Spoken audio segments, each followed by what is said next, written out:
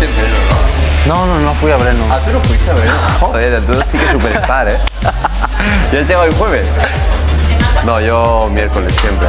Ceno, por la mañana hago bicicleta un poco. Villan Antonio es un payaso. Que a mí no me gusta, tío, es muy largo. Ya, A mí me da igual. Antes llegaba el miércoles. pues pide que te pongan más entrevistas. Te lo digo a él. No, Ya está. ¿Tienes tiempo libre o qué? La verdad es que no, ¿eh? Y empiezo tío. Empiezo a las 11:40. Yo empiezo a las 11, 11:40 y ya Ya no paras. casi seguido hasta las 5. ¿Cuánto dura vuestro meeting vosotros? Claro, depende. Hay días que dura 15 minutos, hay días que dura 30. Chao. Chao, Marco.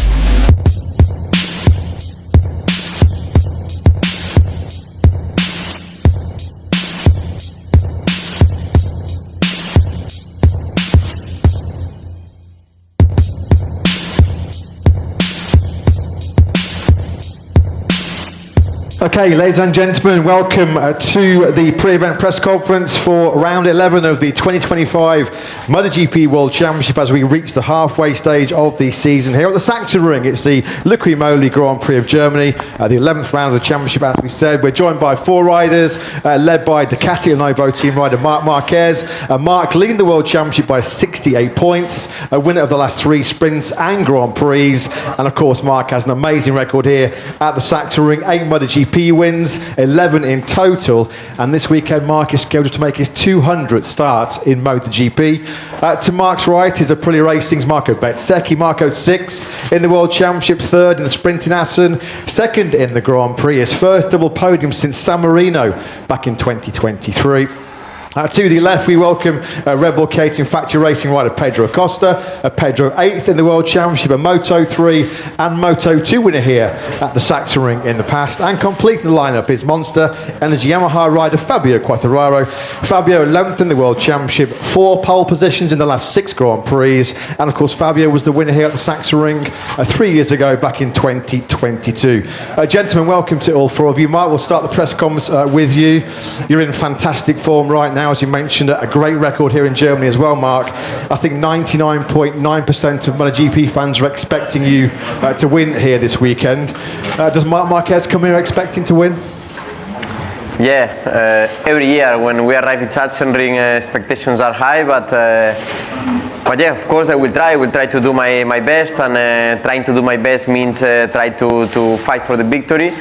But at the same time, I need to understand track conditions, I need to understand weather forecast, and especially I need to understand championship situation. So in the end, the most important is score points and then try to do my best, of course. Marc, given your record here, it's clearly a weekend where you've identified that you can potentially attack. How mindful are you going to be though about what happened here in 2024, also what's happened this year in both Austin and in Jerez? Yeah, of course, looks like this year on the difficult circuits I scored the maximum points, and then in my favorite circuits is where I do some mistakes. So it's there where we need to be super focused, try to use that experience, and yeah, try to do our maximum. But yeah, we won a lot here in the past, but the last 2 years, 23 and 24, crashes, injuries, so be calm, be patient, and try to feel the bike. Let's see if you can make it 12 wins here at the weekend, Marco. Best of luck to you this weekend. We'll come on then to Marco Bezzecchi, the Aprilia Racing rider. Marco, you come to Germany in great shape after that double podium in Assen. 2 Aprilias were on the front row of the grid here in Germany last year. So do you have a feeling that you can take the fight to the Ducatis again this weekend? Well, it's always difficult to know before the weekend start, but as you said, we come from a good moment. In Assen I was competitive, so yeah, the target is try to continue in this way.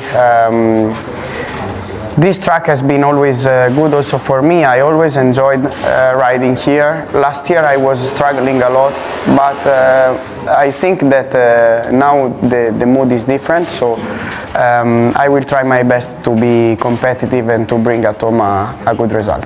Marco, it was confirmed yesterday that your teammate Jorge Martin will be back in action next week at the Czech Republic Grand Prix in Brno. I know you've got your own job to focus on, but how good will that be for Aprilia to have Jorge back in the garage and alongside you?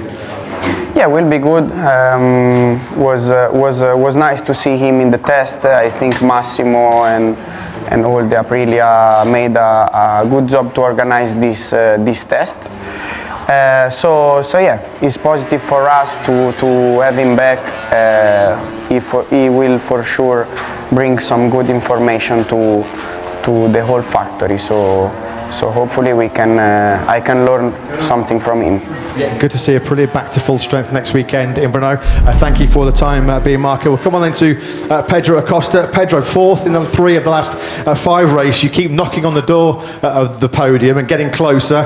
How do you expect the KTM to perform this weekend at a track that's completely different to Aragon, Mugello and Assen? Well, we need to be calm. At the end last year was not like we expect maybe. We was struggling a lot whole week and more or less we saved the race.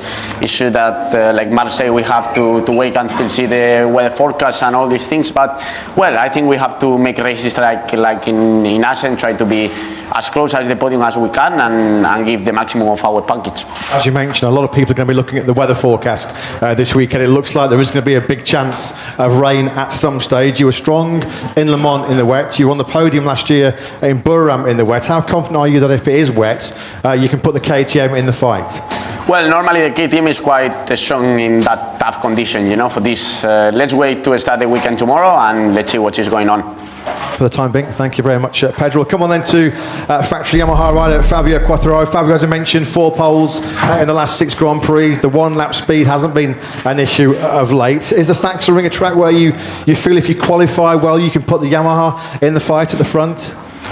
Well, actually, I think that is super important to start from the front row or second row, but our main issue is more on the consistency and on the sprint and on the race.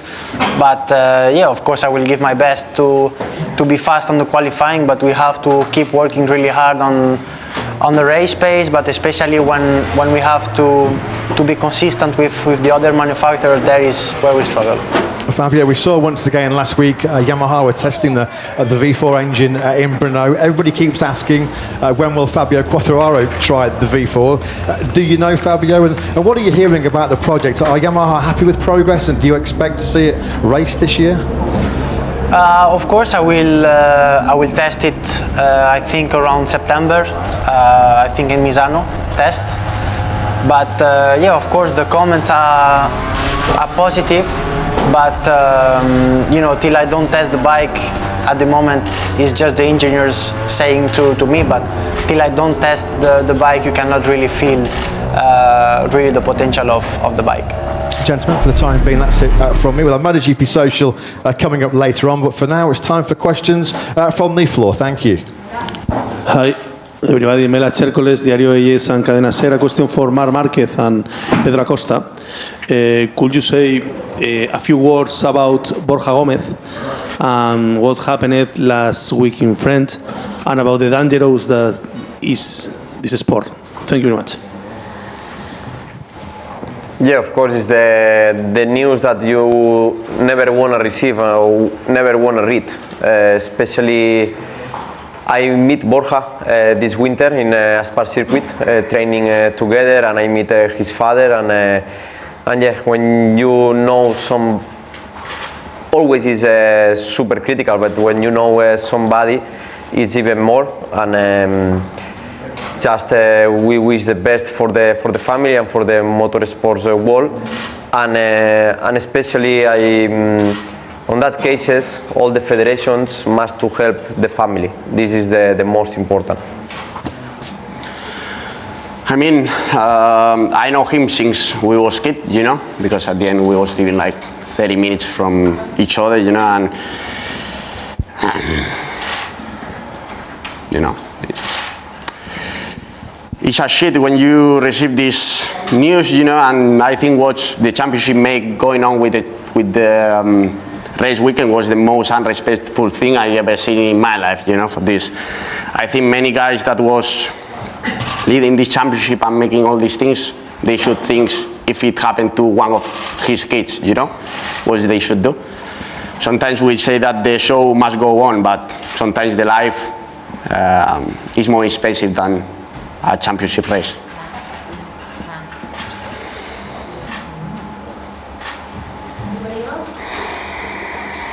Okay, no more questions from the media, so we'll move very, very quickly on then, guys, to Motogp Social, which is Guess the Grand Prix. You've got your boards to your right.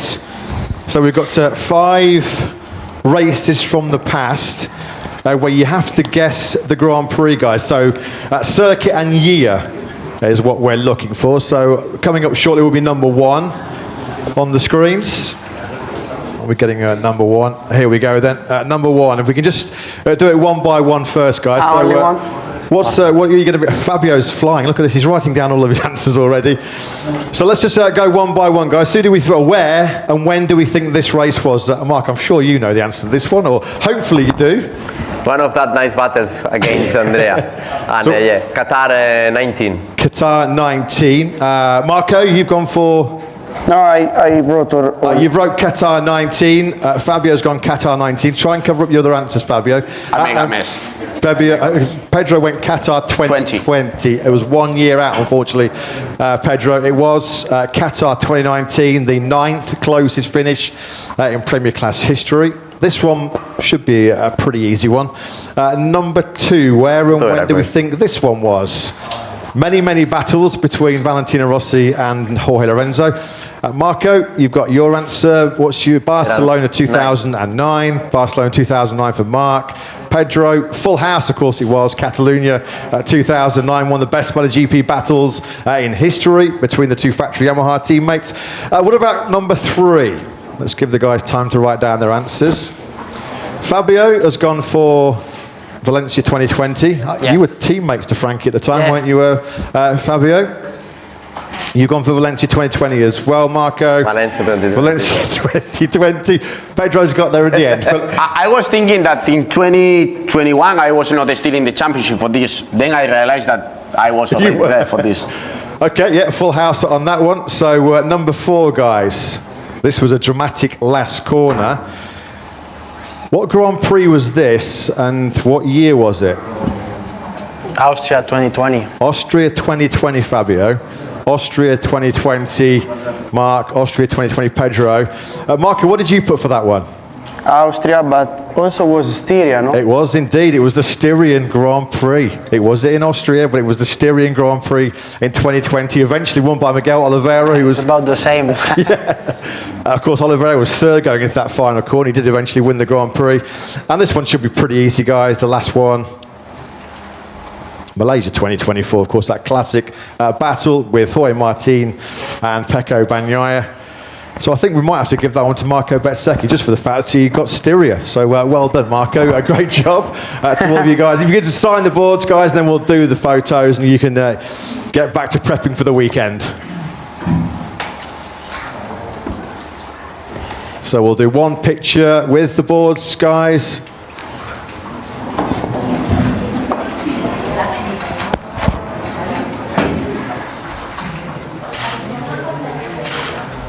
And then one quick one without.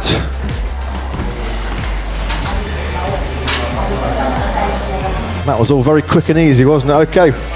Gentlemen, thank you. Good luck this weekend. Thank you. Thank you.